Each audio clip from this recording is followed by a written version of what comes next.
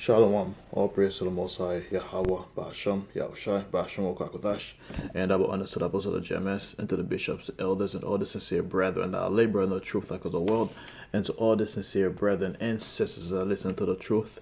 And I pray this blessing be another edifying lessons to the flocks, and whatever the Most High want to this message, and let it be heard. And before I begin the lesson, I will introduce the true name of the Father, which is Yahweh, and the names mean He exists. And the true name of the Son is Yahweh Shah HaMashiach, which means the Redeemer or the Deliverer. And He's only coming to redeem His people, which is the nation of Israel. And in today's age, you would identify them as the so-called Negroes, so-called Latinos, and the so-called Native Americans, which scattered on all four corners of the world, and looks like they're the nations, and also practice the custom of the other nations. And with that, that will be it for the introduction of the lesson. And today lesson is basically I'm going back to the book of Job again, and it's gonna be Job chapter 8. I believe that's where I left off last time, a couple days ago. Give me 1 second. Job 7. Yeah, Job chapter 8. So basically this one is basically Bildad says the Most High rewards the good. So basically this chapter will be about Bildad response, a first response to Job basically. Let's see what it says. Then Bildad the Shuhite replied to Job, "How long would you go on like this? You sound like a blustering wind. Does the Most High twist justice? Does the Almighty twist what is right?" So basically, Bildad is telling Job, how long are you going to continue to talk like that, man? Because we all know the reason Job is talking like that, because Job is catching hell, man. And when you're catching hell, you're just talking. Because sometimes you see when people are stressing, they have problems, and you see them walking, pacing themselves, they talk to themselves. That was kind of like the state Job is. In a way, it's kind of like a form of release. And some when people are looking at you, they were like, "Man, that guy is crazy, man. He's just walking back and forth talking to himself." That's kind of like how Bildad was answering Job.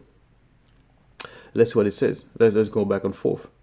Let's go on forth. She said, "Your children must have sinned against him, so the punishment was well deserved." So basically, Bildad was like, "Look, so Bildad mindset is like, well, you might be suffering all those things because your children might sin against the Heavenly Father Yahweh, and the Most High has judged him." And if you read the first chapter, and the second chapter, I believe, Job 1 and 2, and Job kids always feasting. And when they were feasting, Job always go out, take an animal and sacrifice him and pray for the kid, because pray for his kids. Job always prayed to the Heavenly Father Yahweh. He's like, "I don't know what kind of sin does my kids commit, but I pray that you forgive me for them, and I don't want to be scolded," something like that. So Job was always praying for him. So that's kind of when Bildad said that, it kind of gave me like a flashback. They say your children must have sinned against the Most High. That's why. So the punishment was well deserved. So basically, he said they got judged. But if you pray to the Most High and seek the favor of the Almighty, and if you are pure and live with integrity, He will surely rise up and restore your happy home. So basically, Bildad in a way give him some comfort. It was like, comfort is like, look, man, if you pray to the Most High and seek His favor, He's gonna, and if you have pure, if you live and if you have pure and have integrity, the Heavenly Father is gonna restore your happy home. He's gonna restore you back to where you were. And that's basically like a foreshadow to the future, how the Most High, for what the Most High did to Job. In the end, Job ending up getting everything back a double, because he remained his integrity to the very end. He stood his ground. But that's later in the story. "And though you started with little, you will end with much." So Job started with little, but he will end with much. Just ask the previous generation. Pay attention to the experience of our ancestors. So basically, Bildad say pay attention to the previous generations, basically the forefathers. Pay attention to the experience of our ancestors, basically ancestors, basically the forefathers, basically. For we were born For we were born but yesterday and know nothing. Our days on earth are are as fleeting as a shadow. So basically, build that say, man, all days are like a blink of an eye, basically, like a shadow. Like when you walk somewhere, the shadow behind you vanish. That's all. Build that look at um, alive. But those who came before us will teach us. So basically, our forefathers, our parents, they came before us. They're gonna teach us. Basically, they will teach you the wisdom of old. So basically, it's gonna teach them the wisdom of old. And we know during that time, people used to live a little bit. Oh, actually, I'm not gonna say a little bit longer than our current lifespans, basically. So basically, it's talking about the old, the forefathers, man. Because people of the ancient world used to live. I forgot exactly when the age cut down, but I know for a period of time during the Adam era, and even up until Noah, people used to live up to 900 years. And it was not just only Adams and Noah that and the people at that time that used to live around 900 years old. Everybody around that time, well, every Israelite used to live around that range, probably like 700-800 years old. The Bible doesn't specifically say um, how many people that was living around with that age, but you can guess. Just like in real life, you have somebody if the average lifespan is 120, and you can bet most of the people that was living around that time lifespan would be around that time, that age frame, basically age frame. So you say, but those who came before us will teach you. They will teach you the wisdom of old.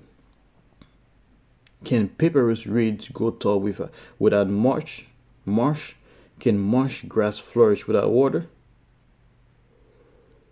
So basically, papyrus. Let's see what papyrus again. Papyrus reeds.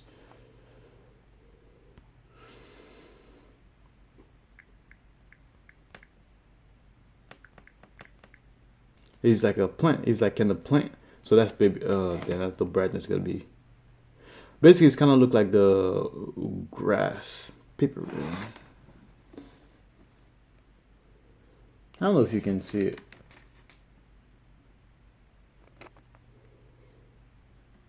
I'm guessing the brightness.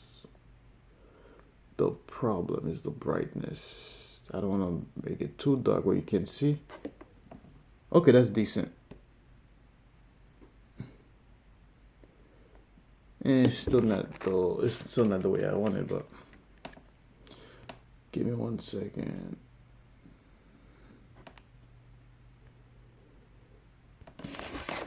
Let's go back. So you see, can papyrus reed grow tall without marsh?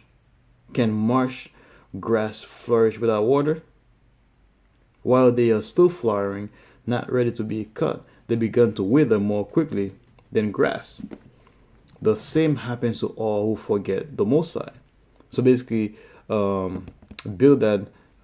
I say build that. Yeah, build that. Making a comparison with papyrus reed, and basically like people. So basically, when we don't have the Heavenly Father Yahweh in our life, we just wither away.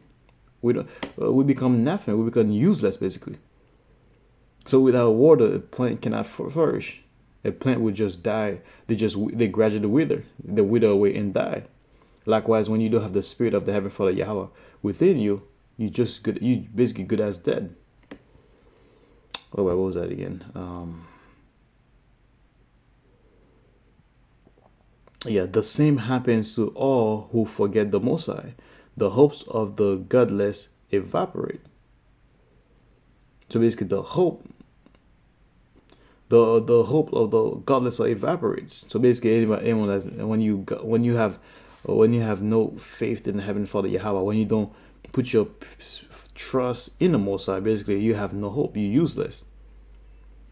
Basically, you're gonna be your only logical thing is you're just gonna perish.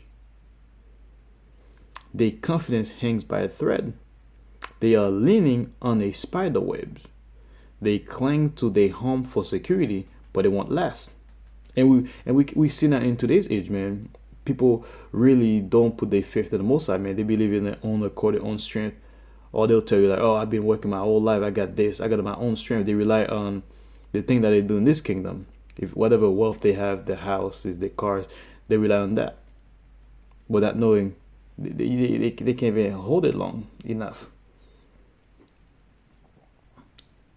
They cling to their home for security. They put their trust in their home. They lean on the house for security. Oh, I got my house. I'm gonna be all right. And boom, they lose the house. They try to hold it tight. They try to hold it tight. How do they hold it tight? They probably do like a doubles to make sure I can still enter the house, and the house is too much for them. They end up losing it anyway. But it won't last. They try to hold it tight, but it will not endure. The godless seems like a lush plant growing in the sunshine. Its branches spreading across the garden. Its roots grow down to a pile of stones. It takes hold on a bed of rocks. But when it's uprooted, it as though it never existed. That's the end of its life. So let's read it from 16 again. It says, "The godless seems like a lush plant growing in the sunshine." So people, people basically people that are godless, basically they like a lush plant growing in the sunshine. Basically, the branches spread across the garden, but its roots grow down to a pile of stones. So when a tree, and it say it takes hold on the bed of rocks, but when it's uproot, it as though it never exists. That's the end of its life, and others sprang up from the earth to replace it. But looks, but look, but look good. The Most High will not reject a person of integrity. So now will he lend a hand to the wicked? So the Most High is not gonna reject somebody that have integrity, or is not gonna give a hand to somebody that is wicked. He will once again fill your mouth with laughter and your lips with shouts of joy. So the Most High basically, if you basically belong to the Most High Yahweh, He's gonna take care of you, man. He's gonna bring your smiles back. Just like when you read the book of Revelation 20, I believe 20 or 4. Give me one quick second. I believe it might be. Let me see. It might be 21 and 4. Yep, 21 and 4. It's like the Lord Yahweh will wipe away all our tears. Like we know right now on that side we're catching hell day in and day out. However, that hell is only temporarily. Well, in the kingdom, man, the Most High gonna. So basically, when we're making on the other side, but that's basically the heaven for the Yahweh have mercy upon us, man. He redeemed us, man. He sent Yahweh Shah Mashiach to redeem us. So when you read Revelation 21:20, when you read Revelation 21 and 4, he said the Most High Yahweh will basically he will wipe away every tears from their eyes. That's his people. That's the nation of Israel. First and foremost, he's going to wipe the eyes of the elect first. Then eventually the entire nations will not suffer anymore. There will be no more death for our people or sorrow. So there won't be anyone dying in your family. You know how you have your dad dying, your siblings, your uncles, your grandpa, your grandma. You know Jakes love their grandmother. You know, especially when we kids, our grandmother always taking care of us, giving us candies, snacks. Or you go to grandma's house, he give you like here's $20. That's a big deal. A grandma and grandpa used to do that for us. So we love our grandparents, man. So your grandparents will not be dying in the kingdom. Everybody gonna live forever and ever. There won't be any more sorrow or crying or pain. All these things are gone forever. These will be like a bygone history. In the kingdom, you're gonna be like, oh damn, I really went through that kind of stuff. That's how we're gonna be in the kingdom. It's gonna be like a bad dream. So let me go back to that Job 8 again. I know I'm on the last few verses. So he will once again, Job 8 and 21, he will once again fill your mouth with laughter and your lips with shouts of joy. So that's what Bildad told Job. He said, man, he told Job, look, the heaven Father Yahweh is not going to reject somebody that have integrity. And he's not gonna reach out his hand to the wicked. So that's what he told him. So in a way, in that chapter, Bildad was giving Job comfort, basically. So basically, he said he will once again fill your mouth with laughter, and he will push your lips with shouts of joy. With shouts of joy, those who hate you will be clothed with shame. So basically, Job's enemy, anybody who hates Job, they're gonna be clothed with shame, and the home of the wicked will be destroyed, and the Most High will destroy the home of the wicked. So that's it for the lesson, man. I pray that's another edifying lesson to the flocks, and whatever the Most High want to this message, let it be heard. And with that, I'd like to say, Shalom.